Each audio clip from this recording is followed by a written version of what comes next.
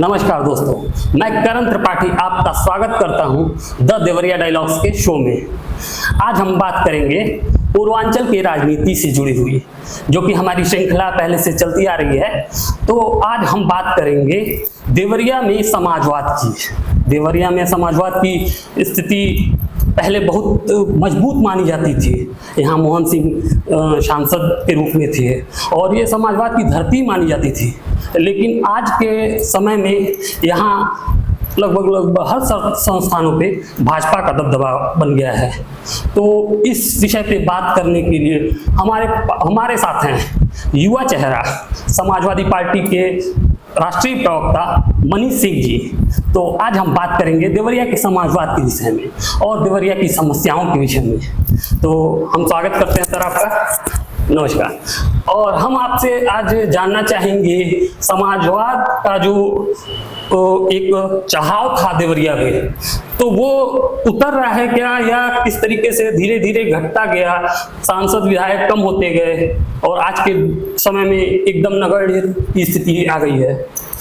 समाजवाद समता की बात करता है जी, समानता की बात करता है जी, समरसता की बात करता जी, है, शांति की बात करता है जी, और सबको साथ में लेकर के चलने की बात करता है जी। समाजवाद का जन्म होता है जी, छुआछूत, भेदभाव, नफरत, ऊंच नीच, गरीबी अमीरी, बढ़ती हुई जो खाई है जी, उसके बीच में जी, जब समानता की बात हम करते हैं, जी, जो ये बढ़ती हुई खाई है इसको मिटाने की जब हम बात करते हैं, इसको पाटने की जब बात करते हैं, तब समाजवाद हमारा जन्म लेता है। जी, आज के राजनीतिक और सामाजिक दौर में जी, हमारे सामने दो तरफा लड़ाई है। एक तो समाजवादी विचारधारा पर चलते हुए सबको साथ में लेकर के चलना जी, और सामाजिक रूप से सामाजिक ताने बाने को बचा करके सांप्रदायिकता पर प्रहार करना। जी, जहां पर राजनीति हिंदू मुसलमान, भारत पाकिस्तान, मंदिर मस्जिद, ईद बकरीद, शमशान और कब्रिस्तान पर जाकर के टिकी हो, वहां पर हम सबको साथ में लेकर के जब चलने की बात करते हैं, सबके रोजी रोजगार की बात करते हैं, सबके काम धंधा की बात करते हैं, सबके आरक्षण के जो हित हैं उनको सुरक्षित रखने की बात करते हैं, सबके अंदर एक समानता का व्यवहार रहे, सबके अंदर एक ऐसा भाव उत्पन्न हो जो सबको सुरक्षित रखता हो। जी, इस परिस्थिति में जहां पर सांप्रदायिकता अपने शिखर पर है, जी, सांप्रदायिकता अपने चरम पर है, उस परिप्रेक्ष्य में समाजवाद जनता को लेकर के जनता के मुद्दों पर संघर्ष कर रहा है। समाजवाद देवरिया में खासतौर पे आपको ठहरा हुआ दिखाई दे सकता है, लेकिन समाजवाद को यह कहना कि देवरिया में कमजोर पड़ गया है, यह बात ठीक नहीं है वर्तमान राजनीतिक परिस्थिति में।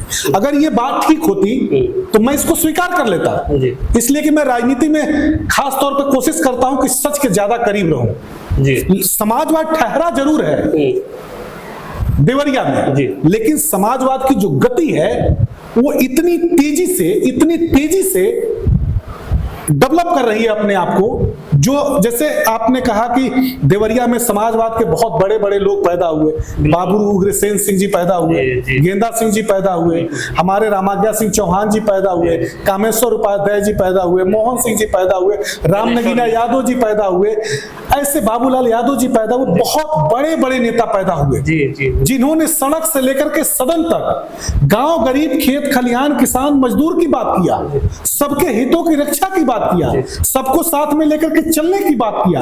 और आदरणीय नेताजी का जो समाजवाद का ध्वज था, उस समाजवाद के ध्वज को इतना मजबूत बनाया कि उत्तर प्रदेश में हम 4-4 बार सरकार में आए, और जब चारों बार हम सरकार में आए हैं तो उत्तर प्रदेश के खास तौर पर देवरिया जनपद में समाजवाद अपने ध्वज को अपने उरोज पे रखा है, ऊंचाइयों पर रखा है। समाजवाद का झंडा कभी कमजोर नहीं पड़ पाया है। वर्तमान राजनीतिक परिस्थिति में जहां पर 7 विधायक भारतीय जनता पार्टी के हो, दोनों सांसद नहीं, एक सांसद सलेमपुर के हमारे हैं, दूसरे सांसद जो आपके बांसगांव के हैं बीजेपी से है, तीसरे जो देवरिया से सांसद है वो बीजेपी से हैं। 2 सांसद बीजेपी के हैं और एक सांसद हमारे हैं। तो हमने सलेमपुर की सीट जीत करके हमने कम बैक करने की शुरुआत की है, कोशिश की है, जो हमारे पास 2014 में नहीं था, 2019 में हमारे पास नहीं था, वो 2024 के चुनाव में एक रिवर्स हुआ है हमारे से। ठीक है, तो हमने कमबैक करने की शुरुआत किया है। तो इसलिए आप कह सकते हैं कि कुछ वक्त के लिए समाजवाद देवरिया में ठहर सा गया था, लेकिन श्री अखिलेश यादव जी के यशस्वी नेतृत्व में नई पीढ़ी ने जब इस झंडे को संभाला है, नई पीढ़ी ने इस ध्वज को पकड़ा है, तो थोड़ा थोड़ा करके इसका जो परिणाम है संघर्ष का, वह आपको 2027 के विधानसभा के चुनाव में दिखेगा, जहां पर भारतीय जनता पार्टी के विधायकों के ऊपर करप्शन के इतने चार्जेस लगे हों, जहां पर विधायकों की एक बात न तो गांव में सुनी जा रही हो, न थाने पर सुनी जा रही हो, न तहसील में सुनी जा रही हो, न कलेक्ट्रेट में सुनी जा रही हो, न कमिश्नरी में सुनी जा रही हो। आखिर ये किस बात के विधायक है? विधायक का अपना एक प्रोटोकॉल होता है, विधायक का एक अलग जिम्मेदारी होती है। विधायक के फोन करने पर लेखपाल तक नहीं सुनता, सेक्रेटरी तक नहीं सुनता, गांव में जो थाने के हल्के का सिपाही है वो तक नहीं सुनता। आखिर क्यों नहीं सुनता है? इसलिए कि इन विधायकों की राजनीतिक कुवत और हैसियत जो है लखनऊ और दिल्ली में टिकी हुई है। क्षेत्रीय जनता के बीच में इनकी जो हैसियत है, वो इनकी हैसियत इतनी कमजोर है कि कोई भी प्रशासनिक अफसर, किसी भी पद पर बैठा हुआ व्यक्ति इनको इनकी बातें नहीं सुनता है। इसलिए कि जब वो अपनी आंखों से देखता है कि विधायक जी तो 20% कमीशन ले रहे हैं, विधायक जी तो 40% कमीशन ले रहे हैं, तो जब आप कमीशन खोर बन जाएंगे, जब विभागों में काम दिलाने के लिए आप फाइल लेकर घूमने लगेंगे, तब अधिकारियों के सामने आपकी जो पॉलिटिकल इमेज है वो गिर जाएगी। वो समझ जाएंगे कि आपकी जो राजनीतिक हैसियत है वो सिर्फ इसलिए है कि आप धन बटोरने के लिए आए हैं, अपना पेट भरने के लिए आए हैं और आर्थिक रूप से संपन्न होकर के अकुत संपत्ति बनाने के लिए आए हैं। जी, तो कमीशन की बात होती है तो वो तो आपके दल में भी है कि जब शिवपाल सिंह यादव थे तो वो जातिगत रूप से नौकरी बांटते थे और भी इस तरह की पैसे लेने की भी बात अक्सर सुनने में आती थी। करण जी, आप युवा पत्रकार हैं जी, और आपको कुछ सवालों को पूछने के पहले उन सवालों के बारे में मंथन जरूर करना चाहिए। जी, जैसे हमारी पार्टी के किसी के ऊपर अगर आपने आरोप लगाया, जी, जी, या आपकी सरकार या भारतीय जनता पार्टी ने लगाया, जी, जी, तो आप 9 वर्ष से मुख्यमंत्री हैं, जी, आप चीफ मिनिस्टर हैं, जो लोक भवन में मुख्यमंत्री उत्तर प्रदेश के बैठते हैं, जिसको लूट भवन बना चुके हैं अब, जी, जी, वहां का प्यून से लेकर के प्रमुख सचिव तक दोनों हाथों से पैसा बटोर रहा है, मुख्यमंत्री के कुर्सी के नीचे से पैसे बटोरे जा रहे हैं। जी, आप अगर मेरे ऊपर इल्जाम लगा रहे हैं तो आप तो सत्ता में हैं, जी, आपके ऊपर जांच, आपके पास तो सारी जांच एजेंसियां हैं। अगर मनीष सिंह ने कोई गलती किया है तो मनीष सिंह को सूले पे चढ़ा दीजिए, फांसी पे चढ़ा दीजिए। मनीष सिंह भाग कहां रहे हैं? आपकी आंखों में आंखें डाल के आपके सामने बात कर रहे हैं। हमारी पार्टी का कोई कार्यकर्ता न तो झुकता है न डरता है। आपके पास जांच एजेंसियां हैं, क्या गरीबों के घर उजाड़ने के लिए बुलडोजर चलेंगे? क्या समाजवादी पार्टी के जो लोग हैं आपके भारतीय जनता पार्टी की नीतियों के विरोध करते हैं, जन विरोधी कार्यों का विरोध करते हैं, तो उनके घर पे आप बुलडोजर भेज देते हैं? तकरीबन 13,000 से ऊपर बुलडोजर की कार्रवाइयां उत्तर प्रदेश में आपने किया है। इतने बड़े पैमाने पर लोगों के घर गिरा दिया आपने, जमींदोज कर दिया घरों को। किस बात के लिए? इसलिए को आपके विरोध में खड़े। लोकतंत्र में अगर आप पक्ष में बैठे हैं तो अगर विपक्ष आपसे सवाल नहीं पूछेगा तो हमारी जिम्मेदारियां क्या है? अगर हम सवाल पूछते हैं तो जनता के मुद्दों पर पूछते हैं, जनता के मन में उठे हुए सवालों को हम आपके सामने, आपके पटल पे रखते हैं। आपकी जिम्मेदारी बनती है कि अगर वो सवाल सच नहीं है तो आप हमको जवाब दीजिए, अगर वो सवाल सच है तो उस पर काम करिए। लेकिन जो वर्तमान में राजनीतिक और हालात और परिस्थितियां बनी है, अपने राजनीतिक विरोधियों को खत्म करना, यह परिपाटी भारतीय जनता पार्टी के किसी भी स्तर के नेता के लिए ठीक नहीं है।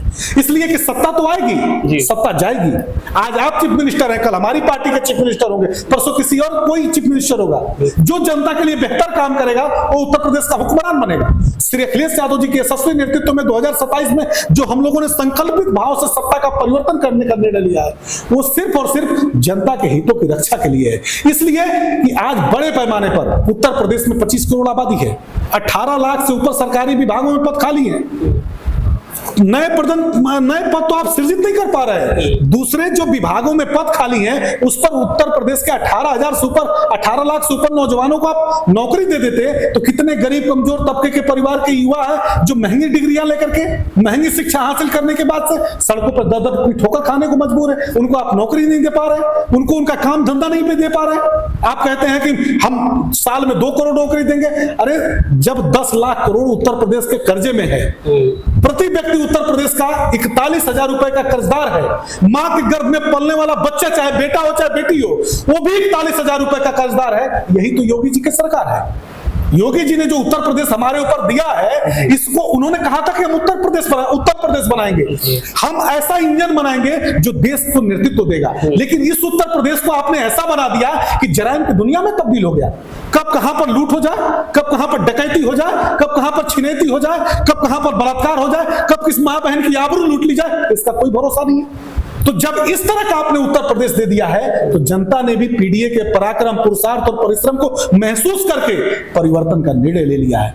और जहां तक हमारे ऊपर लांछन लगाने का सवाल है, तो आप सिर्फ हमारे ऊपर लांछन लगा सकते हैं। किसी माई के लाल में ये वो दम नहीं है कि हमारे ऊपर लांछन को सच साबित कर दे, इसलिए कि हम जनता के बीच में रहते हैं, जनता के बीच में काम करते हैं, जनता के लिए लड़ते हैं, संघर्ष करते हैं। अगर हम लड़े नहीं होते, संघर्ष नहीं किए होते, अब जनता हम पर विश्वास नहीं करती, तो भारतीय जनता पार्टी को लोकसभा के चुनाव में धूल नहीं चटा देते।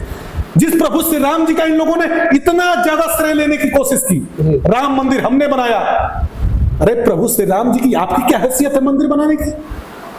देश भर के लोगों ने चंदा देकर उस मंदिर का निर्माण किया, और सुप्रीम कोर्ट के निर्णय के बाद वो मंदिर बना, और उसका श्रेय आप ले रहे हैं। तो प्रभु श्री राम जी ने सोचा कि ये तो श्रेयवादी लोग हैं जी, इनको इस सीट से हरा दो और समाजवादियों को जिता दो, इसलिए कि समाजवादी सच के साथ खड़े होते हैं, वो दबे कुचले, शोषित, वंचित, पीड़ितों की बात करते हैं। प्रभु श्री राम जी जब संकट के दौर में थे, 14 वर्ष के वनवास में थे, तो कौन राजा उनके साथ खड़ा हुआ? वही जंगल के लोग खड़े हुए, वही वनवासी लोग खड़े हुए प्रभु श्री राम जी के साथ। मां सीता जी की रक्षा किसने किया? मां सीता जी की रक्षा करने वाले वो जंगल के वनवासी लोग थे।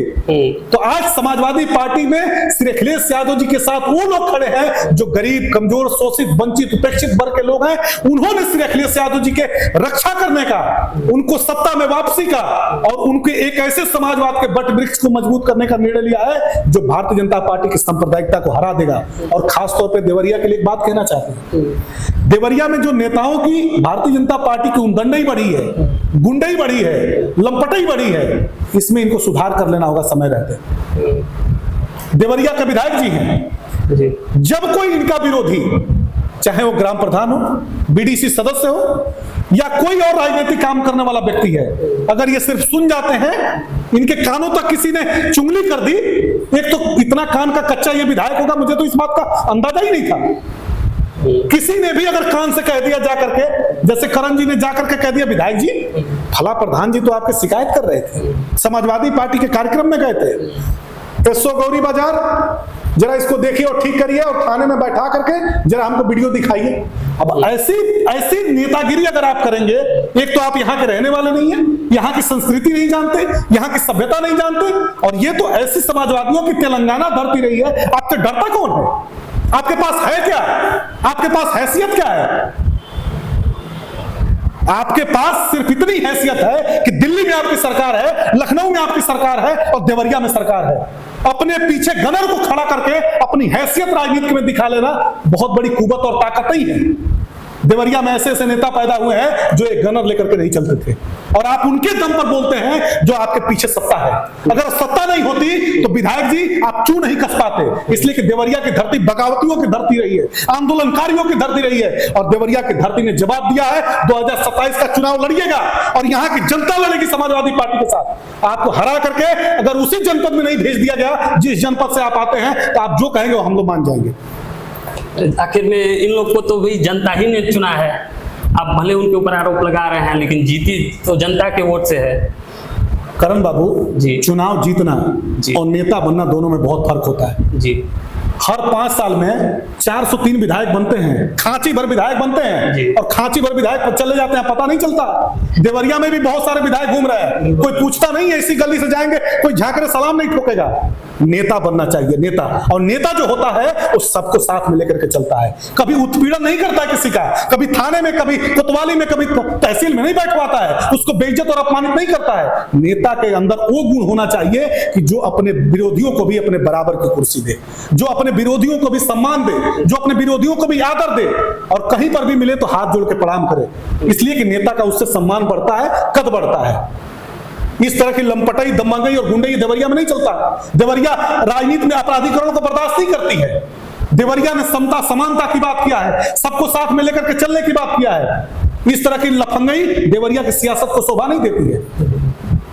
डेवलपमेंट के नाम पर आपके पास क्या है? आप कहते हैं बहुत तुर्रम खा बनते हैं कि मैं देवरिया सदर का विधायक हूं। कहां चला गया हमारा बस स्टैंड?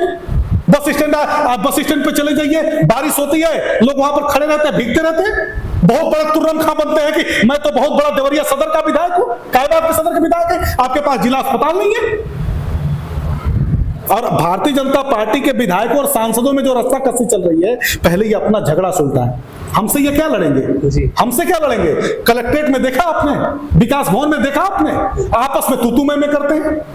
सांसद अध्यक्षता करता है, विधायक नहीं सुनता। विधायक अपनी बात कहता है, सांसद नहीं सुनता। और इन दोनों की बात कलेक्टर महोदया नहीं सुनती। तो इनकी हैसियत क्या है?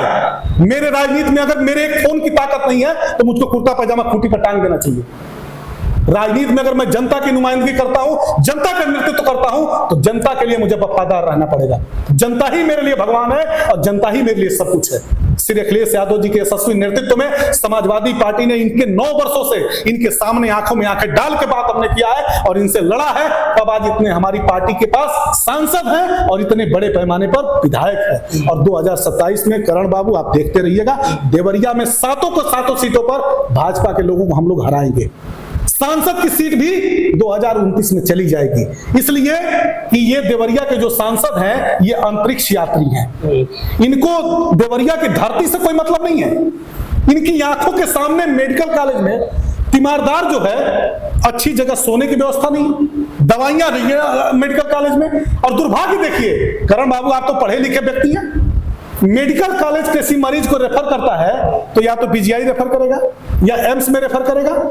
देवरिया के medical college Gorakhpur medical college को रेफर करता है। बिल्कुल। और देवरिया के सांसद अंतरिक्ष में बयान देते हैं, वहां से वीडियो बनाते हैं, अपना विजुअल बना करके जारी करते हैं अंतरिक्ष से। तो देवरिया के सांसद के रूप में जमीन का व्यक्ति चाहिए, जो जमीन पर रह के बात करे और जमीन का काम करे। जमीन के कारोबार का काम का बात नहीं कर रहा, वो तो भारतीय जनता पार्टी के लोग कर रहा है। देवरिया में जमीन के कारोबारी तो जितनी विवादित जमीनें हैं वो कहां पर सुलटाई जा रही हैं, किस सांसद और किस विधायक क्या सुलटाई जा रही है, वो सबको पता है, देवरिया की जनता जानती है। इसलिए कि जमीनों के काम में बड़े पैमाने पर लगे हुए हैं। वो भी जब सरकार आएगी समाजवादी पार्टी की, मैं आपसे कह रहा हूं कि जितनी भी 2017 के बाद से बैनामा की हुई जमीनें हैं, जितनी विवादित जमीनों के बैनामे हुए हैं, एक एक की रजिस्ट्री और एक एक की फाइल निकलवाई जाएगी। क्या समझते हैं आप? हम लोग ऐसे पीठ पीछे वार नहीं करते। ये तो हम किस बात की? आपने तो कहा था कि हम जांच कराएंगे, आप तो 9 बरस से करा रहे हैं ना, तभी तो बुलडोजर चला रहे हैं ना। तो मैं भी कह रहा हूं कि हमारी भी पार्टी की सरकार आएगी, हम भी सरकार में आएंगे, हम भी जांच कराएंगे, हमारे हाथ में भी जांच एजेंसियां होंगी। कब तक दबाएंगे आप? कब तक डराएंगे आप? एक दिन मरना तय है। न मनीष सिंह जेल से डरते हैं, न मनीष सिंह मृत्यु से डरते हैं। अपने जीवन में ईश्वर से और श्री अखिलेश यादव जी से, 2 लोगों का एहतराम करते हैं, अदब करते हैं और उनकी बातों का कभी अनसुना नहीं करते। लेकिन एक बात मैं कहना चाहता हूं कि देवरिया में राजनीतिक संस्कृति जिस तरह से भारतीय जनता पार्टी ने पैदा किया है, देवरिया के लिए ठीक नहीं है। तकरीबन 45 लाख से ऊपर घनी आबादी है देवरिया के पास। आज हमारे पास क्या है? कोई कहता है मैंने सड़कें बनवा दी, कोई कहता है हमने बिजली के लिए, गर्मी में अभी आपने देखा होगा करण बाबू, अगर आप सच में पत्रकारिता करते हैं और तो सत्यता के करीब अगर आप हैं, तो ट्रांसफार्मर के लिए लाइनें लगाते हुए लोगों को देखा है। ये बेशर्म भारतीय जनता पार्टी के लोग कहते हैं कि हम बिजली पर बहुत काम करते हैं। अरे किस बात के लिए बिजली पे काम करते हो, जब गांव में चंदा लगा करके ट्रांसफार्मर गांव में लगवाए जाते हैं? आप कहते हैं बिजली के लिए हम काम कर रहे हैं। दिल्ली में अलग झूठ बोला जाता है, लखनऊ में अलग झूठ बोला जाता है, देवरिया में अलग झूठ बोला जाता है। तो इनसे लड़ना हम जानते हैं, इनसे टकराना जानते हैं और इनके एक एक सवालों का जवाब देना हम जानते हैं। करण बाबू, देवरिया की धरती सबको साथ में लेकर के चलती है। देवरिया अपराधियों की धरती नहीं थी, लेकिन देवरिया में जिस तरह से, अगर आप सच मायने में इस बात को हाथ रख करके सोचिएगा कि देवरिया में जिस तरह से अपराध बढ़ा है, कब किस तरह से किसके पास कब पट्टी पे कौन गन लगा दे, कब कहां पर लूट ले, कब कहां पर डकैती कर दे, कब कहां पर छिनैती कर दे, कोई भरोसा नहीं है। देवरिया तो एक शांतिप्रिय जिला था, उसी शांतिप्रिय जिले को हम फिर 2027 में वापस लेकर के आएंगे। देवरिया को बहुत संपन्न, बहुत खुशहाल और देवरिया को आर्थिक रूप से संपन्न बनाने का हम काम करेंगे। अच्छा, ये जो जैसे आप पीडीए का अभी नाम लिए थे, तो पीडीए में पिछड़ा, दलित, इस तरह की बातें हो रही हैं। अभी एक नया मैटर पूजा पाल वाला आपका आया है, तो इसको आप किस तरह, ये पिछड़े दलितों की पार्टी, सवर्णों को एक तरफ देखा जाता है कि भारतीय जनता पार्टी के पक्ष में, तो ये क्या मतलब इस तरीके जातिगत से ऊपर उठेंगे तब ना राजनीति आप उत्तर प्रदेश में एक मजबूत स्थिति में आएंगे? जिसे मैं हार समझता था गलाए अपना सजाने को, जी, वही अब सर्प बन बैठा हमें को काट खाने को। जी, समाजवादी पार्टी में रह करके भारतीय जनता पार्टी को खाद बीज दीजिएगा, भारतीय जनता पार्टी को ताकत दीजिएगा, तो ये बर्दाश्त नहीं है। पार्टी के साथ अनुशासनहीनता किसी भी रूप में बर्दाश्त नहीं है। अगर हम आपके साथ हैं तो आपके उस तह तक आपके साथ हैं जहां पर आपके ऊपर जो भी जाति हो जाए, हम उसके जाति के खिलाफ आपके साथ लड़ेंगे।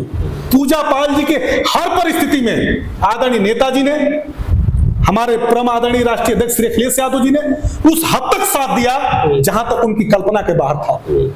लेकिन आपने आखिर में क्या किया? आपने वो सारी चीजें लांग दी, आप वो सारी सीमाएं पार कर दी जो बर्दाश्त के काबिल नहीं था। दगा किसी का सगा नहीं, जी चाहे तो कर देखो, जिसने जिसने दगा किया है जाके उसका घर देखो। हम बर्दाश्त नहीं करेंगे, इसलिए कि किसी के लिए नजीर हम नहीं छोड़ते। अगर कोई भी अनुशासनहीनता करेगा तो उसको पार्टी के बाहर जाना पड़ेगा। इसलिए पार्टी में रह करके पार्टी के साथ गद्दारी और पार्टी के साथ बगावत, ये हम किसी भी सूरत में बर्दाश्त नहीं करेंगे। और जहां तक आपने जातिगत चीजों की बात किया, आपने माता प्रसाद पांडे का नाम भुला दिया। माता प्रसाद पांडे जी हमारे राष्ट्रीय अध्यक्ष जी के नेता प्रतिपक्ष के पद से हटने के बाद, उनके देश में हमारी संसदीय दल के नेता बनने के बाद देश की संसद में माता प्रसाद पांडे जी को जिम्मेदारी मिली। तो अगर नहीं, सुनिए पूरी बात सुन लीजिए। जी। आपने सवाल भारतीय जनता पार्टी वाला पूछा, लेकिन मैं जवाब समाजवाद का दूंगा, जो समाजवाद सोचता है। समाजवाद कभी जाति की बात नहीं करता है। समाजवाद सबको साथ में लेकर के चलने की बात करता है। हिंदुस्तान का कौन भारतीय जनता पार्टी का नेता है जो स्वर्गीय है? 376 एकड़ 78 एकड़ जनेश्वर मिश्रा का जो पार्क है, जनेश्वर मिश्रा जी के नाम से, एशिया का सबसे बड़ा पार्क जनेश्वर मिश्रा जी के नाम से श्री अखिलेश यादव जी ने बनाया। अगर हमारी पार्टी जातिगत व्यवस्थाओं पर काम करती तो पंडित जनेश्वर मिश्रा जी के नाम से जो बना हुआ पार्क है, भारतीय जनता पार्टी में भी तो अटल बिहारी वाजपेयी जी थे। लोक भवन हमारे राष्ट्रीय अध्यक्ष ने बनवाया और आप ले करके मूर्ति लगवा दी अटल जी का। चलिए अटल जी की मूर्ति ठीक है, आगे चल करके हम भी अपने महापुरुषों की मूर्ति लोक भवन के सामने लगवा देंगे। मेरे अंगने में तुम्हारा क्या काम है? घर हमने बनवाया, कह रहे हैं कि ये वो सारा हमने बनवाया। ऐसा नहीं चलता है। जो श्री अखिलेश यादव जी ने काम किया है वो हिंदुस्तान की जनता ने देखा है। आपने जातिगत व्यवस्थाओं पे बात किया जी। 18 लाख से ऊपर लैपटॉप दिया श्री अखिलेश यादव जी ने, और उन्होंने एक स्वर में कहा कि जो भी उत्तर प्रदेश में लड़का इंटरमीडिएट की शिक्षा ग्रहण करेगा, इंटरमीडिएट की पढ़ाई पूरी करेगा, किसी भी जाति का हो, किसी भी धर्म का हो, किसी भी वर्ग का हो, ब्राह्मण, ठाकुर, भूमिहार, कायस्थ, यादव, कुर्मी, कुहार, लाला, बनिया, प्रजापति, जो भी है, किसी भी परिवार का बच्चा अगर इंटरमीडिएट की शिक्षा ग्रहण करेगा तो उसको हम लैपटॉप देंगे। कहां हमारी जातिगत भेदभाव था? हमारा इंटरमीडिएट शिक्षा ग्रहण करने के बाद से कन्या विद्या धन दिया गया। कौन सी ऐसी लड़की है जो इंटरमीडिएट की शिक्षा ग्रहण की हो और बीए की पढ़ाई उसने शुरू किया हो और श्री अखिलेश यादव जी ने उसको साइकिल और कन्या विद्या धन न दिया हो? हमारी नीतियों में जातिगत आधार पर कोई निर्णय नहीं लिए जाते हैं। हमारी नीतियां, हमारे सिद्धांत और हमारे विचार हमारी जाति व्यवस्था से परे हैं, हमारे धार्मिक व्यवस्थाओं से परे हैं। श्री अखिलेश यादव जी ने हमेशा से गांव, गरीब, खेत खलिहान, किसान, मजदूर की बात किया है, चाहे किसी भी जाति का हो, किसी भी धर्म का हो, किसी भी वर्ग का हो, किसी भी पंथ का हो। लेकिन भारतीय जनता पार्टी ने वोट के लिए हिंदू मुसलमान किया, राजनीतिक रोटियों को सेकने के लिए जाति ध्रुवीकरण किया, जातियों को जातियों से लड़ाया, धर्मों को धर्मों से लड़ाया, जातियों और धर्मों में इतना विभेद पैदा कर दिया कि भारत की सामाजिक और सांस्कृतिक एकता को भारतीय जनता पार्टी ने बांट के रख दिया। इन्हीं से तो लड़ना है हमें, इसीलिए मैंने पहले आपसे कहा कि हम सिर्फ राजनीतिक परिवर्तन करने नहीं जा रहे, हम सामाजिक परिवर्तन भी करने जा रहे हैं। इसलिए कि हमारा समाजवाद तब फलीभूत होगा, तब मजबूत होगा, जब सामाजिक रूप से जो विभेद पैदा हुए हैं भारतीय जनता पार्टी के शासनकाल में, उसको हम समान दृष्टि से एक करेंगे। एकता और अखंडता हमारा मजबूत पक्ष होगा। सबको साथ में हम तब लेकर के चल पाएंगे जब पीडीए के बट वृक्ष को मजबूत करेंगे। पीडीए में आप लोग क्या अफवाह फैलाते हैं कि सिर्फ पिछड़ों की बात की जाती है, सिर्फ मुसलमानों की बात की जाती है, सिर्फ दलितों की बात की जाती है। हमारे नेता ने कहा है कि पिछड़ों, दलितों, शोषितों, वंचितों के साथ साथ किसी भी वर्ग का अगर पीड़ित व्यक्ति है, जिसको इस सरकार ने दबाया है या अपना दिया है, किसी भी जाति का है, उसके साथ समाजवादी पार्टी खड़ी है। हम सबको साथ में लेकर के चलने की बात करते हैं। 18 लाख जो सरकारी विभागों में पद खाली हैं, अगर भर दिए जाते तो क्या सभी परिवार के बच्चों को नौकरी नहीं मिल जाती? आखिर वो पद किस लिए रिक्त रखे गए हैं?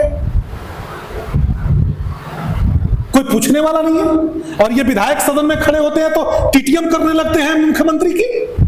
अगर आप मुख्यमंत्री के सामने खड़े हैं, उसी पार्टी के विधायक है, तो अपनी जनता की जरूरतों की अगर आप बात नहीं करेंगे तो आपको पूछेगा कौन? ताबड़तोड़ तेल मालिश करने लगते हैं ये खड़ा होकर के सदन में कि विधायक जी विकसित उत्तर प्रदेश बना देंगे, माननीय मुख्यमंत्री जी विकसित राष्ट्र बनने जा रहा है, 2047 का सपना दिखा रहे हैं। और जब हमारे नेता श्री अखिलेश यादव जी ने पूछा कि 2047 में विकसित राष्ट्र तो आप बनाएंगे, लेकिन जो 47 वादा अपने घोषणा पत्र में आपने किया था, अपने वचन पत्र में आपने किया था, उन 47 वादों में से एक वादा हमने याद दिला दिया। आपने 24 घंटे बिजली देने की बात कही थी, ऊर्जा मंत्री बोलने को तैयार नहीं, मुंह में जा भी लगी थी। जैसे गांव में जानवरों के मुंह में जा भी लगती है, उसी तरह से ऊर्जा मंत्री के मुंह में जा भी लगी थी। मुख्यमंत्री कुछ बोल नहीं पा रहे। उनके जो डफर दोनों डिप्टी चीफ मिनिस्टर है, मैंने एक शब्द बोला, याद रखिएगा, डफर डिप्टी चीफ मिनिस्टर बोला मैंने, सोचिएगा। इसलिए कि इनके विभाग के ये मंत्री तो हैं, लेकिन उस विभाग में इनकी सुनी नहीं जाती है। एक ट्रांसफर पोस्टिंग नहीं कर सकते, अपने हिसाब से निर्णय नहीं कर सकते, केवल उड़ा और खटोला लेकर के ये टहलते रहते हैं पूरे उत्तर प्रदेश में। 75 जिलों में सिर्फ इनको घूमने का काम है। प्रमुख सचिव इनकी बात ही नहीं सुनता, सेक्रेटरी इनकी बात ही नहीं सुनता, समीक्षा अधिकारी इनकी बात ही नहीं सुनता। इनके विभागों में सुनता कौन है? तो जो हाल यहां पर विधायकों की है, वहीं लखनऊ में मंत्रियों की है। और दिल्ली से लेकर के लखनऊ तक दोनों इंजन टकरा रहे हैं आपस में। और जब धुआं उठता है, कभी कभी ओम प्रकाश राजभर जी बोलने लगते हैं, कभी संजय निषाद जी बोलने लगते हैं, कभी अनुप्रिया पटेल जी बोलने लगती हैं। तो ये टकराहट का नतीजा है कि जयंत चौधरी भी बोलने लगते हैं। तो ये जो टकराहट के बाद का जो धुआं निकल रहा है, यही धुआं तो आग में परिवर्तित होगा और श्री अखिलेश यादव जी 2027 में मुख्यमंत्री बनेंगे। अच्छा, आपके लिए प्रश्न, हम लोगों से कई लोगों ने कहा कि आप भी विधानसभा की तैयारी कर रहे हैं, तो आपका क्या इस पर क्या आपकी प्रतिक्रिया है?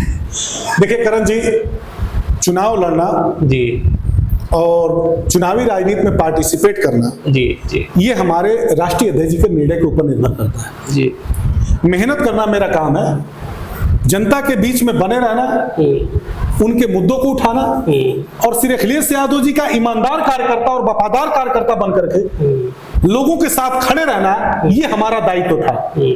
इसको लगातार हमने बखूबी अपने 21 वर्षों के राजनीतिक जीवन में मैंने इसका निर्वाह किया है। मैंने 21 वर्षों के अपने राजनीतिक जीवन में मैंने इस पर काम किया है।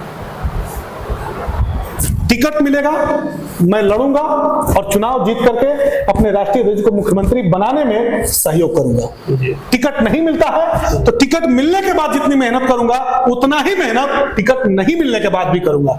इसलिए कि भारतीय जनता पार्टी की आताताई सरकार से जनता को निजात दिलाने के लिए हमारे जैसे कार्यकर्ताओं के ऊपर जिम्मेदारी है। आज हमारे बीच में मोहन सिंह जी नहीं है, उग्रसेन बाबू नहीं है, गेंदा बाबू नहीं है, रामनगीना यादव जी नहीं है, बाबूलाल यादव जी नहीं है, रामाजय सिंह चौहान जी नहीं है, साकिर अली जी नहीं है। बड़े बड़े बिरले बिरले समाजवादी आंदोलन के नेता हमारे बीच में नहीं है। कामेश्वर उपाध्याय जी हैं, जोगिंदर सिंह जी हैं, ये लोग हमारे बीच में नहीं है। हरकेवल प्रसाद कुशवाहा जी नहीं, हरिवंश साय जी नहीं। तो इन महापुरुषों के रिक्तता के बाद अगर हमारे जैसे नौजवानों ने जिम्मेदारी नहीं उठाई तो हमारी समाजवादी विचारधारा हमें माफ नहीं करेगी।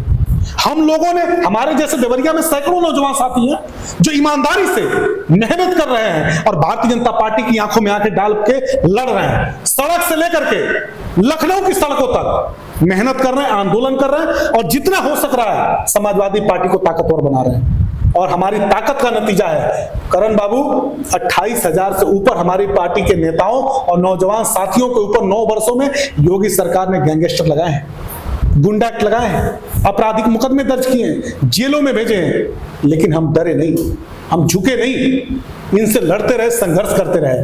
आज इस स्थिति में हम इसलिए हैं, इनको सत्ता से इसलिए बाहर करने जा रहा है कि हमें अपने नेता श्री अखिलेश यादव जी पर भरोसा था और श्री अखिलेश यादव जी को अपने कार्यकर्ताओं पर भरोसा था। हमारे यहाँ नेता और कार्यकर्ता का संबंध नहीं है, परिवार के मुखिया का और परिवार के सदस्य का संबंध है। समाजवादी पार्टी राजनीतिक संगठन बाद में है, पारिवारिक संगठन पहले है। यही हमारी ताकत है। यही तो आरोप भी लगता है अखिलेश जी के ऊपर कि पारिवारिक राजनीतिक, उनके परिवार के सभी लोग राजनीति में बड़े पदों पे चले जाते हैं। बिल्कुल बिल्कुल, आरोप भारतीय जनता पार्टी को लगाना भी चाहिए। मान लीजिए कि बृजभूषण शरण सिंह जी सांसद रहे हैं, उनके 2 बेटा, एक सांसद एक विधायक है, आरोप हमारे ऊपर लगेगा।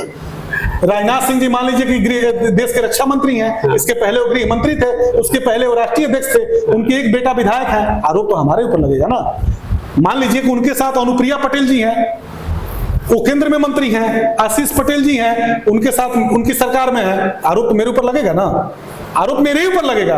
ओम प्रकाश राजभर जी कैबिनेट मिनिस्टर हैं, उनके दोनों लड़के राजनीति में हैं, उनकी पार्टी से गठबंधन है, आरोप तो मेरे ऊपर लगेगा। तो कल आपके साथ हो जाएगा। संजय निषाद जी हैं, संजय निषाद जी हैं, जी।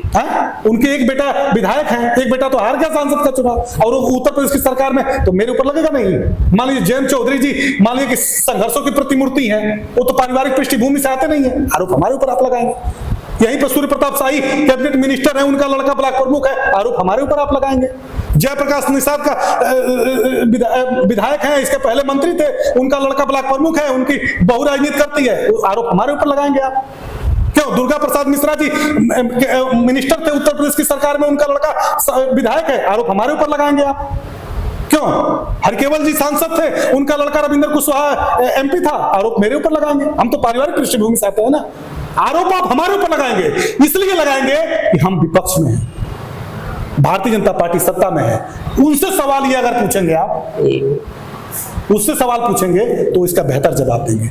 सूर्य प्रताप शाही जी के चाचा जो थे, वो जनसंघ के प्रदेश अध्यक्ष थे, उनकी तीसरी पीढ़ी राजनीति में है, पारिवारिक पृष्ठभूमि है उनका राजनीति का, तो उनसे आप सवाल नहीं पूछेंगे, इसलिए वो संघर्ष की कोख से पैदा हुए हैं और हम लोग परिवार के कोख से पैदा हुए हैं। तो हम लोग परिवार के कोख से पैदा हुए, ये हम मानते हैं, इसलिए कि हम लोग बैकडोर की राजनीति नहीं करते हैं। हमारे सैफई परिवार पर जो भी आरोप लगता है, वहां का व्यक्ति जनता के बीच में खड़ा होता है, चुन करके जनता के वोट से आता है। और श्री अखिलेश यादव जी के नेतृत्व में जब समाजवादी पार्टी देश की संसद में बोलती है, तो भारतीय जनता पार्टी के नेताओं की जुबान खामोश हो जाते हैं। इसलिए कि धन्य है वो परिवार जिसने भारतीय जनता पार्टी की सांप्रदायिक और सामंती शक्ति के सामने अपने समाजवाद के बट वृक्ष को सदन में खड़ा किया और लड़ करके जनता के मुद्दों को पूछा है। आज न मोदी जी बोल पाते हैं, न अमित शाह जी बोल पाते हैं, और उत्तर प्रदेश में योगी जी तो बोल ही नहीं पाते। योगी जी बहुत बड़े बड़े लतीफा बतियाते हैं। सूर्य प्रताप शाही जी को 2002 का चुनाव किसने हरवाया? 2007 का चुनाव किसने हरवाया? 2012 का चुनाव किसने हरवाया? हिंदू या वाहिनी के संगठन से तीनों चुनाव लड़ा कि नहीं लड़ाया योगी आदित्यनाथ ने? योगी आदित्यनाथ ने हिंदू या वाहिनी बनाया था कि नहीं बनाया था? देवरिया से प्रमोद सिंह को चुनाव लड़ाया था कि नहीं लड़ाया था? तो जो लोग पार्टी के खुद बगावती रहे हैं, वो हमें शिक्षा देंगे। जिन्होंने खुद एक दल से गद्दारी की है, वो हमें शिक्षा देंगे। और योगी आदित्यनाथ जी, इस बात को कोट करिएगा, मैं जो बात कहने जा रहा हूं, और बहुत जिम्मेदार और बहुत गंभीर होकर ये बात कह रहा हूं। योगी आदित्यनाथ जी एक धोखेबाज राजनीतिक है। 25,000 से ऊपर पूर्वांचल की राजनीति पर आप चर्चा कर रहे थे, अब आपको ट्रैक पे लाया हूं मैं। 25,000 से ऊपर उत्तर प्रदेश के पूर्वांचल के 23 जनपदों में 25,000 से ऊपर कार्यकर्ताओं के ऊपर गंभीर मुकदमे दर्ज हुए जो इनकी हिंदू वाहिनी के लिए काम करते थे। योगी जी तो मुद्दा ढूंढते रहते थे कि कब हिंदू मुसलमान के बीच में नाली नाला का झगड़ा हो जाए, कब शमशान और कब्रिस्तान का झगड़ा हो जाए, कब किसी बात को लेकर के तू मैं हो जाए। योगी आदित्यनाथ जी इस फिराक में रहते थे। योगी आदित्यनाथ जी का कभी आंदोलन खाद के लिए नहीं देखा होगा आपने, नहरों में पानी के लिए नहीं देखा होगा आपने, बिजली के लिए नहीं देखा होगा। लेकिन अगर हिंदू मुसलमान के बीच में नाली नाला को लेकर झगड़ा हो गया, खेतों में चरवाही को लेकर के झगड़ा हो गया, तो बाबा अपनी लाल सफारी लेकर के पहुंच जाते थे और लगते थे नारा लगाने। कम उम्र के लड़कों को अपना कार्यकर्ता इन्होंने बनाया। उनको शिक्षा से दूर किया, हिंदू वाहिनी संगठन से जोड़ा और क्रीम नौजवानों को इन्होंने अपने साथ जोड़ करके हिंदू वाहिनी का नेता बनाया। अपने तो उत्तर प्रदेश के मुख्यमंत्री बन गए 2017 में। 21 मुकदमे योगी आदित्यनाथ जी के ऊपर दर्ज थे, गंभीर दंगा कराने के मुकदमे दर्ज थे, हत्या के प्रयास के मुकदमे दर्ज थे। 21 मुकदमों को पहली कैबिनेट की पहली बैठक में योगी आदित्यनाथ जी ने अपना मुकदमा वापस ले लिया। क्या उन्होंने 25,000 हिंदू वाहिनी के कार्यकर्ताओं के बारे में सोचा, जो आज तहसीलों में, जो कचहरी में अपनी तारीखों पर जाते हैं और घर से 500 रुपए मांग करके लेकर के जाते हैं? उनकी पढ़ाई पूरी नहीं हो पाई, वो पढ़ नहीं पाए। दूसरा, आज के समय में उनका पासपोर्ट नहीं बन पाता है, इसलिए मुकदमों में है वो। इन हिंदू वाहिनी के जो कार्यकर्ता थे, उनके ऊपर आपराधिक मुकदमे होने की वजह से उनको नौकरियां नहीं मिल पाई, तो नौकरियों से वंचित हो गए। इन्होंने अपना संगठन भारतीय जनता पार्टी में मुख्यमंत्री बनने के बाद से मर्जर कर दिया। मर्जर का इनको बहुत शौक है, ये मर्जर करते हैं। जैसे अभी 5000 विद्यालयों को इन्होंने मर्ज किया था, तो हिंदू वाहिनी का इन्होंने मर्जर कर दिया। तो भारतीय जनता पार्टी वालों ने हिंदू वाहिनी कार्यकर्ताओं को अपने नेतागिरी नहीं करने दिया। इनके यहाँ भी लड़ाई है। योगी जी तो चीफ मिनिस्टर बन गए, लेकिन उन 25,000 नौजवानों का क्या हुआ? सोचा आपने? अपना तो मुकदमा वापस ले लिया, लेकिन उनके मुकदमे के बारे में कौन सोचेगा? देवरिया में भी एक नगर पालिका वाला चुनाव हुआ था, उसमें एक प्रत्याशी थे अमित मदनवाल, वो भी हिंदू वाहिनी। नहीं, मैं नाम नहीं लेना चाहता हूँ, लेकिन पूर्वांचल के 23 जनपदों में 25,000 से ऊपर नौजवानों का जीवन इस आदमी ने बर्बाद कर दिया। और जो लोगों ने अपने कार्यकर्ताओं का जीवन बर्बाद कर दिया, वो उत्तर प्रदेश का ठेका लिए हुए आबाद करने का। 25,000 नौजवानों का जीवन जो नहीं बचा सकता, जिसने लाठी खाई हो, उनके लिए लड़ा हो, संघर्ष किया हो, वो 25 करोड़ आबादी को आबाद कर रहे हैं। अब आप सोचिए, दुर्भाग्य है। देवरिया को कहते हैं कि मेरा आंगन है, और इनके आंगन में जिला अस्पताल नहीं है, इनके आंगन में बस स्टैंड नहीं है, इनके आंगन में सड़कें नहीं है, इनके आंगन में हत्याएं होती हैं, लूट होते हैं, बलात्कार होते हैं, और बाबा जी लोग भवन में बैठे रहते हैं, और नहीं तो उड़न खटोला से उड़ते रहते हैं। नेता को संवेदनशील होना चाहिए, नेता को सांप्रदायिक नहीं होना चाहिए। नेता जब संवेदनशील होता है, तब करण जी के लिए भी पूछता है, पवन जी के लिए भी पूछता है, विकास जी के लिए पूछता है, मनीष सिंह के लिए पूछता है। वो जातियों के आधार पर हमको नहीं देखेगा, हमको धर्मों के आधार पर नहीं देखेगा, इसलिए कि हमारा देश धर्मनिरपेक्ष राष्ट्र है, लोकतंत्र की बात करता है, संविधान की बात करता है, और सबके हितों की रक्षा की बात करता है। जब जातियों में, धर्मों में देश को बांट दिया जाएगा, क्षेत्रों को बांट दिया जाएगा, राज्यों को बांट दिया जाएगा, तो जिन महापुरुषों ने हमारे आजादी के लिए अपने फांसी के फंदे चूम लिए, उनसे हम नजरें कैसे मिला पाएंगे? अच्छा, आधुनिक युग में जिस तरीके से राजनीति में भी बदलाव आ रहा है, सोशल मीडिया का ज़माना आया, और इस तरीके से तो जिसमें नरेंद्र मोदी जी ने प्रशांत किशोर को लेकर 2014 की तैयारी की, तो बहुत बदलाव हुए। तो आज के डेट में समाजवादी पार्टी की जो आर्मी कही जाती है, जो कि सोशल मीडिया आर्मी है, तो वो किस तरीके से काम कर रही है, और आधुनिक युग में आप किस तरीके से देखते हैं समाजवादी पार्टी किस तरीके से अपने आप को मजबूत? समाजवादी पार्टी का मीडिया सेल इतना मजबूत है जी, और सोशल मीडिया इतना एक्टिव है जी, कि भारतीय जनता पार्टी के लोग हर रोज मुकदमा कराने के चक्कर में लगे रहते हैं। हमारा फेसबुक देख लीजिए, ट्विटर देख लीजिए, इंस्टाग्राम देख लीजिए, और अन्य सोशल अकाउंट्स जो भी हैं, वो सब पर देख लीजिए। समाजवादी पार्टी नीतियों, सिद्धांतों और विचारों पर इतना एक्टिव रहती है कि जो भारतीय जनता पार्टी झूठ, छल और प्रपंच के लिए इस्तेमाल करती थी सोशल मीडिया का, वहीं पर हम पॉजिटिव पॉलिटिक्स के लिए, डेमोक्रेटिक पॉलिटिक्स के लिए अपने सोशल अकाउंट्स का यूज करते हैं जी। और सोशल अकाउंट्स जब भी हमारी पार्टी का आप देखेंगे जी, या हमारी पार्टी के वर्कर का देखेंगे, तो हम या तो अपने नेता की नीतियों की बात करते हैं, या अपनी पार्टी के विचारों की बात करते हैं, या सरकार में किए गए कामों की बात करते हैं। एक बात। दूसरी जो महत्वपूर्ण बात है, सोशल मीडिया का जो प्रयोग है वो इस बात के लिए होना चाहिए कि जैसे पहले हम दूसरे तरीके अपनाते थे, गांव में भोंपा लेकर के जाते थे जी, चट्टी चौराहों पर माइक लगाते थे, मंच लगाते थे, धरना प्रदर्शन करते थे, लेकिन सोशल मीडिया के जमाना आने के बाद से अब हमारा धरना प्रदर्शन, चट्टी चौराहों पर की बातचीत जो चट्टी चौराहों तक ही सीमित रह जाती थी, हाँ। वो हम चट्टी चौराहों पर अगर हम बात करते हैं, गांव में अगर हम बात करते हैं, या किसी जगह पर पर्टिकुलर हम बैठ करके जैसे हम ही आप बात कर रहे हैं, जी। तो हमारा जो बातचीत है वो नेशनल पॉलिटिकल फोरम पे या सोशल फोरम पे इस्तेमाल किया जाएगा, यूज किया जाएगा, और इस एविडेंस को कोई मिटा नहीं सकता है। जो कमिटमेंट आज हमने किया है या जो बात मैंने आज कही है, ये एक ही एविडेंस हो गया। अब इसको कोई खत्म नहीं कर सकता, इसको कोई मिटा नहीं सकता।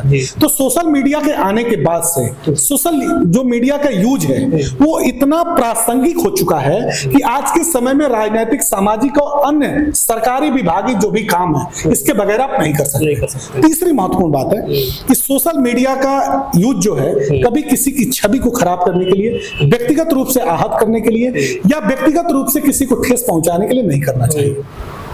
ये साफ तौर पे मैं नौजवानों के लिए कहना चाहता हूं कि कभी भी जैसे हमारे नेता के ऊपर इतनी अनर्गल टिप्पणियां कराई गई भारतीय जनता पार्टी की तरफ से, टोटी चोर तक कहा गया, कितना क्षोभ हुआ होगा, कितना दर्द हुआ होगा।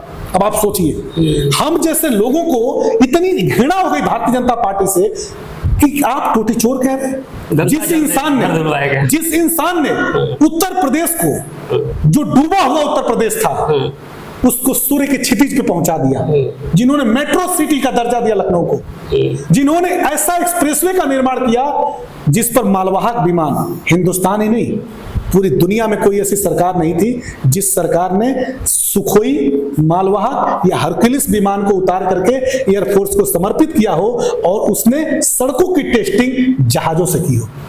तो जब आप सोचिए कि एक नेता इतनी आधुनिकता से भरा हो, जिसने देश की सड़कें सिर्फ जनता के चलने के लिए नहीं बनाया, उन्होंने देश के ऊपर कभी आफत आ जाए, कभी विपत्ति आ जाए, कभी हमारा पड़ोसी मुल्क हमारे ऊपर हमला कर दे, तो वैसी स्थिति में हम उस सड़क का उपयोग अपनी रक्षा कवच के रूप में भी कर सकते हैं। तो जो इतना दुर्गामी सोच का नेता हो, उसको आप टोटी चोर कहते हैं। आपको इतनी हया और शर्म भी नहीं है, इतने आप बेहया हो चुके हैं कि कुछ भी बोलते चले जाएंगे। विरोधी दल के नेताओं के बारे में वो अच्छी टिप्पणी जितनी भारतीय जनता पार्टी ने किया है और उनके नेताओं ने किया है, ये सारे एविडेंस के रूप में जनता के सामने हैं। और जब सत्ता परिवर्तन होगा तो एक एक एविडेंस जिन लोगों ने हमारे नेताओं की व्यक्तिगत छवि खराब करने की कोशिश की है, उनसे सवाल पूछा जाएगा। ये नहीं है कि आपने जो कह दिया वो फिसल गया। आज आप कह रहे हैं, हमारे पास वो सारे एविडेंस हैं, कल हम भी आपसे पूछेंगे और आपको जवाब देना पड़ेगा। ये लड़ाई आपने आमने सामने की कर दी है, ये लड़ाई आपने सामान्य नहीं रखी है। मनीष सिंह ने आपके विरोध में बोला, मनीष सिंह को आप जेल भेज देंगे। आपकी इतनी हैसियत हो गई कि मनीष सिंह को बिना गुनाह के मनीष सिंह को जेल भेज दिया जाएगा। ये लोकतंत्र और संविधान इजाजत इस बात की नहीं देता। लेकिन आपने इस बात की बिना परवाह किए कि हमारे एक एक कदम से लोकतंत्र और संविधान को ठेस पहुंच रहा है, अपने विरोधियों का आपने जेल में डालना शुरू कर दिया, काली पानी जैसी सजा देनी शुरू कर दी, जेलों की यातनाएं तक दे दी।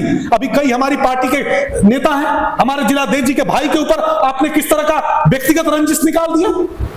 मृत्यु किसी और वजह से होती है और उनको हत्यारा बता करके उनके भाई को जेल में डाल दिया। और साला बड़ी इतने मजबूत हो गए अपने आप को, इतने अहंकारी हो गए, इतने घमंडी हो गए। राजनीति में आप ही हैं, आपके भी परिवार के लोग राजनीति में हैं। आज हमारे परिवार से आप खेलने की कोशिश कर रहे हैं। सलाम मणि जी, सत्ता परिवर्तन होगा और आप भी नहीं बच पाएंगे, जेल आपको भी जाना पड़ेगा। और कोई माई का लाल नहीं है जो बचा ले आपको। अगर हमें जेल भेजेंगे, आप हमारे ऊपर यातनाएं देने की कोशिश करेंगे, तो आप भी तैयार रहिएगा। सत्ता कितने दिन तक आपको बचाएगी। बड़े बड़े जुल्मी और तानाशाह लोगों को जेल की सलाखों के पीछे जाना पड़ा है और जब उनका रसूख गिरा है तो पानी की तरह नाली, नदी नाले में बहते हुए मिले। इसलिए कभी किसी के ऊपर जुर्म और ज्यादती इतनी नहीं करनी चाहिए कि उसके अंदर से डर और भय खत्म हो जाए। और मैं खास तौर पर पुलिस के लोगों को भी कहना चाहता हूं आपके पॉडकास्ट के माध्यम से कि वर्दी आपके पास है, नौकरी आप उत्तर प्रदेश की सरकार की करते हैं। आज योगी जी चीफ मिनिस्टर हैं, कल अखिलेश यादव जी चीफ मिनिस्टर होंगे। आप जनता के लिए काम करिए। राजनीति में वर्तमान सत्ता में बैठे हुए लोगों के अगर आदेश आप मानने लगेंगे तो आपके प्रति भी, आपकी देश के प्रति भी आपकी जिम्मेदारी बनती है। संकेत में बातें मेरी समझ जाइएगा और समझ करके काम करिएगा। कोई विरोधी और कोई पक्षधर नहीं होता है। अगर मनीष सिंह ने गुनाह किया है, सजा दीजिए। बेगुनाह मनीष सिंह को अगर पकड़ेंगे तो ईश्वर भी आपको माफ नहीं करेंगे। आज रामपुर कारखाना में चले जाइए, बरियारपुर नगर पंचायत से अलग 5% कमीशन। विधायक जी पत्र लिखते हैं, विधायक का जो लेटर होता है नगर पंचायत में काम कराने के लिए लिखते हैं, 5% उसमें कमीशन चाहिए। विधायक निधि में 25% से लेकर के 40% तक कमीशन चाहिए। आप चले जाइए रामपुर कारखाना में, वहां पर आपको 5% कमीशन चाहिए। भटनी में चले जाइए नगर पंचायत में पत्र लिखने के लिए, वहां पे आपको 5। कितना बड़ा पेट है आपका, कितना पैसा चाहिए आपको, कितनी संपत्ति इकट्ठा करेंगे? आखिर इन संपत्तियों का क्या होगा? जमीनों पे जमीनें लेते जा रहे हैं, घर पे घर बनवाते चले जा रहे हैं। आखिर इन संपत्तियों का क्या करेंगे? जिस जनता ने आपको एक गरीब का बेटा मान करके आपको चुना हो और आप इतने अमीर हो जाए कि जनता को ही अपनी नजरों से ओझल कर दे, जनता को ही अपनी नजरों से हटा दे। आप जनता माफ नहीं करेगी। अगर मनीष सिंह कल के तारीख में स्प्लेंडर से घूमते थे और आज अगर 4 फॉर्च्यूनर से घूमेंगे तो मनीष सिंह से सवाल पूछे जाएंगे। और यही जनता सवाल पूछेगी जब आप कोई काम धंधा नहीं करते, कोई कारोबार नहीं करते और जनता के सामने आप इस बात को रखते नहीं है कि आप काम क्या करते हैं। तो राजनीति में इतना पैसा कहां से आता है? आपने पैसा इतना कहां से कमा लिया? करोड़ों के मकान साला बाबा बनाए यहीं पुरवा में, चले जाइए। करोड़ों का घर है, पता नहीं कौन ग्रेनाइट पत्थर लगा है कि सफेद चमकता है, वो जैसे बाबा चमकने की कोशिश करते हैं, भले ही अंदर से काले हैं, मन उनका पूरा काला है। कुर्ता भर साफ पहनते हैं, मार्बल और ग्रेनाइट बस साफ सफेद लगाते हैं, अंदर से तो पूरे काले हैं। तो ये गाना वो नहीं गुनगुना सकते कि काले हुए तो क्या हुआ दिल वाले, वो गाना वो नहीं गुनगुना सकते। ऊपर से बस सफेद है, वो अंदर से तो बहुत काले। एक एक का हिसाब देना पड़ेगा। काफी गंभीर आरोप आपने लगाया पार्टी पे। मैं प्रयास करूंगा कि भारतीय जनता पार्टी से मैं इसका जवाब लूं। और एक हमारा आखिरी प्रश्न आपसे ये रहेगा कि समाजवादी पार्टी की सरकार आती है 27 में, तो आप देवरिया को किस तरीके से देखेंगे? देवरिया का भविष्य क्या होगा? पहला चीज, मैं माननीय राष्ट्रीय अध्यक्ष जी से विनम्र पहले भी आग्रह किया हूं और आगे भी करूंगा आग्रह कि हमारे लिए, हमारे देवरिया के पास चीनी मिलें हुआ करती थी। भारतीय जनता पार्टी के नरेंद्र मोदी जी हो, चाहे अमित शाह जी हो, चाहे योगी जी हो, बहुत बार आए। हाल के 11 वर्षों में केंद्र सरकार में रहते हुए और 9 वर्षों से तो ये उत्तर प्रदेश की सरकार में है, ये चीनी मिल नहीं चला पाए। भटनी की चीनी मिल हमारी बंद है, देवरिया की है, बैतालपुर की है, गौरी बाजार की, तो इन चीनी मिलों को ये लोग नहीं चला पाए। हम इन चीनी मिलों को चलाने का प्रयास करेंगे या नई चीनी मिलों को स्थापित करेंगे। एक बात, इससे क्या होगा कि जो देवरिया के हमारे नौजवान हैं जो ITI किए हुए हैं जी या डिप्लोमा डिग्री लिए हुए हैं, इन नौजवानों को स्थानीय स्तर पर नौकरी मिलेगा। एक बात। दूसरी जो महत्वपूर्ण बात है, हमारे रामपुर कारखाना विधानसभा में 45 किलोमीटर छोटी गंडक पड़ती है जी। रामपुर कारखाना विधानसभा शुरू जहां से होता है और जहां तक खत्म होता है 45 किलोमीटर छोटी गंडक की नदी पड़ती है। उसमें स्थिति यह है कि गांव जो नदी के किनारे बसे हुए हैं, एक तो कटान होने की वजह से गांव का अस्तित्व मिटता चला जा रहा है। दूसरी सबसे बड़ी समस्या है कि नदियों के किनारे नौजवान स्नान करने जाते हैं। कई जगहों पर स्थिति ऐसी बन जाती है कि नदी में डूबने से हर साल तकरीबन 37 से 38 नौजवान नदियों में डूब करके अपनी जान गंवा देते हैं। तो 43 किलोमीटर का जो नदियों का पाट है, उन नदियों के पाट पर एक तो बोल्डर लगवाएंगे हम गांव के सामने, और अस्थाई बोल्डर, अस्थाई नहीं कि बोरे में बालू भर करके और बैरिकेड कर दिया जी। हम अस्थाई इंतजाम करेंगे। दूसरा, हम सबसे महत्वपूर्ण काम ये करेंगे कि जैसे हरिद्वार जी में, काशी विश्वनाथ जी में, जैसे गांव के सामने जो स्नान घाट है, उन घाटों को अंदर पानी में जा करके एक सीढ़ी बनवाएंगे।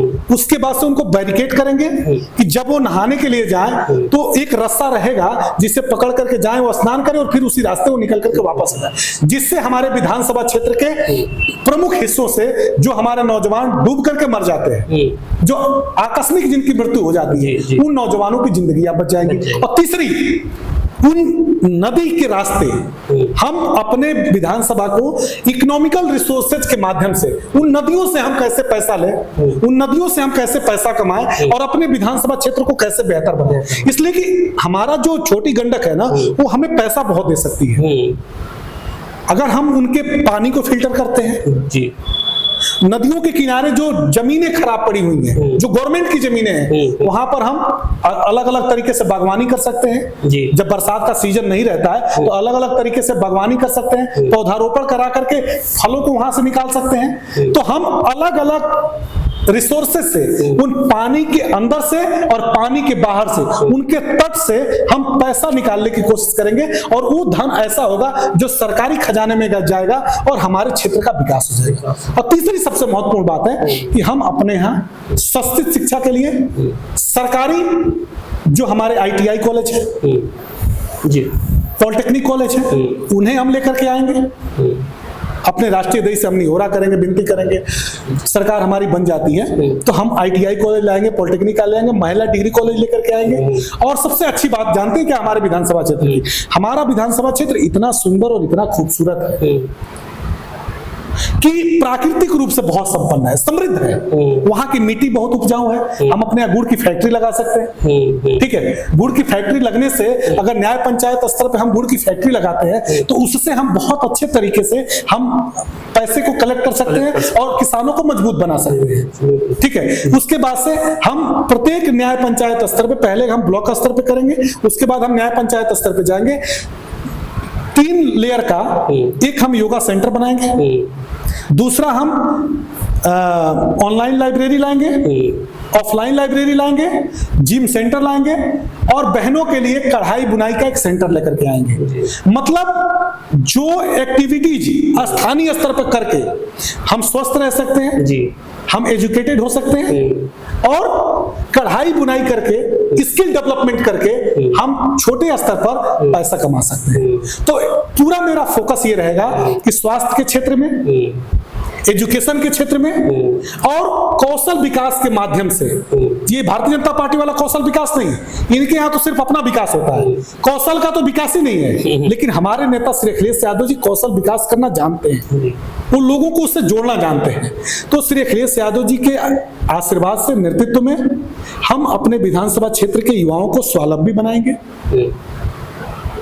उनको आर्थिक रूप से संपन्न बनाएंगे, सामाजिक रूप से संपन्न बनाएंगे, पारिवारिक रूप से संपन्न बनाएंगे और स्वास्थ्य के क्षेत्र में जो व्यापक अमूलचूल परिवर्तन किए जा सकते हैं उन सभी क्षेत्रों में हम काम करेंगे। और अभी तो 5 साल बाद के लिए और चुनाव लड़ने तक के लिए मेरे पास तो बहुत बड़ा एक वो है, पूरा मेरा फ्यूचर बनाया हुआ है कि कैसे हम चुनाव लड़ेंगे, कैसे हम अपनी चीजों को, एक एक चीजों को धरातल पे उतारेंगे अगर हमारे राष्ट्रीय अध्यक्ष जी मुझ पर भरोसा करते हैं, जैसा कि उन्होंने अभी तक किया है मेरे ऊपर। अगर आगे मुझे चुनाव में उतारते हैं तो मैं मजबूती से चुनाव लड़ूंगा और लड़ करके भारतीय जनता पार्टी को हराऊंगा नहीं, उनकी जमानत जब्त कराऊंगा, चाहे उम्मीदवार भारतीय जनता पार्टी का कोई हो। इसलिए कि जितनी तकलीफें उन लोगों ने दिया है समाज को, एक एक दर्द इस सीने में छुपा हुआ है। तो हमारा दर्द जब जनता के सामने निकलेगा तब दर्द जनता महसूस करेगी और इन भाजपाइयों को धूल चटाएगी। और बाकी बहुत सारे ऐसे काम है जो मैं आपको अभी ऑन रिकॉर्ड कैमरे पर नहीं बता सकता, इसलिए कि अपनी नीतियों का क्यों खुलासा करना। अभी तो जनता में जब जाएंगे हम लोग 2027 में बात करेंगे तो बहुत सारी बातें होंगी। ये अपना विकास का जो ढिढोरा ये पीट रहे हैं, ये भी जनता के सामने जाएंगे और हम लोग विपक्ष में रहते हुए जो काम किए हम भी उन जनता के सामने जाएंगे। एक परत उनकी भी खुलेगी, एक परत हमारी भी खुलेगी, मंच पर आमने सामने बात होगी, जिसकी बात जनता को पसंद आएगी उसकी सरकार बनेगी। तो आपसे बातचीत करके बहुत अच्छा लगा और बहुत अपनापन, बहुत स्नेह और बहुत प्यार जैसा महसूस हुआ। और सिर्फ इतना मैं जरूर कहूंगा कि देवरिया को समृद्ध बनाने का, सांस्कृतिक और सामाजिक रूप से मजबूत बनाने का आपकी भी जिम्मेदारी है, मेरी भी जिम्मेदारी है। हम लोग ईमानदारी से काम करेंगे, जिसके साथ जनता रहेगी वही बादशाह है, वही शहंशाह है। सिर्फ इतना कहना है कि देवरिया अच्छा रहना चाहिए, देवरिया शांत रहना चाहिए, आर्थिक सामाजिक रूप से संपन्न होना चाहिए और जो हमारे यहाँ के लोग पलायन कर रहे हैं उस पलायन को रोकने के लिए काम करना चाहिए। बहुत अच्छी बात कही आपने और काफ़ी बेबाकी से अपनी बात कही और लगभग हर मुद्दों को आपने छुआ। तो आज का विषय हम यहीं पे समाप्त करते हैं। अब मिलेंगे नए विषय के साथ अगले एपिसोड में, तब तक के लिए नमस्कार।